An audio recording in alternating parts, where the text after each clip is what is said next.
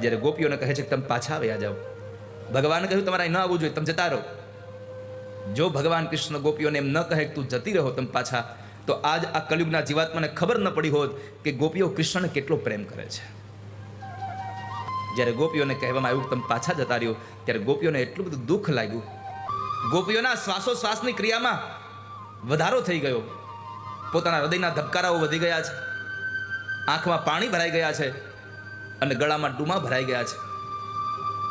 ઘણી ગોપીઓ તો પોતાના બે દાંતની વચ્ચે પોતાના નખને ચાવે છે કે કૃષ્ણ આવું કે એ સાંભળવું એના કરતાં તો મરી જવું સારું. ગોપીઓને બહુ દુઃખ લાગે છે. ભગવાન સમજી ગયા ગોપીઓને દુઃખ લાગ્યું છે, એટલે પરમાત્મા એને સાંત્વના આપવા માટે થઈ અને કહે છે હાલો તમને એક ફરવા લઈ જાઓ. ભગવાન એને વૈકુંઠમાં ફરવા લઈ ગયા. વૈકુંઠમાં દેખાડ્યું, એટલું ઐશ્વર્ય દેખાડ્યું. પછી પરમાત્માએ કીધું કે અહીં રોકાઈ જવું છે. ત્યારે ગોપીઓ કહ્યું વ્રજ વાલું રે વૈકુંઠ નહીં આવું, ત્યાનંદ કુંવર ક્યાંથી લાવું, વ્રજ વાલું રે વૈકુંઠ નહીં આવું.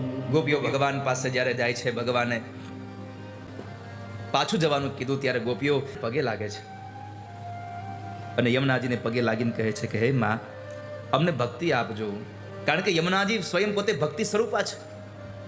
અને એટલે તો આપણા વ્રજમંડળના લોકો નથી કહેતા ધન્ય શ્રી યમુના કૃપા કરે શ્રી ગોકુલ વ્રજ સુખ આપજો, વ્રજની રજમાં અહર્નિશ યમને સ્થિર કરીને સ્થાપજો, રજમાં અમને અહર્નિશ સ્થિર કરીને સ્થાપજો.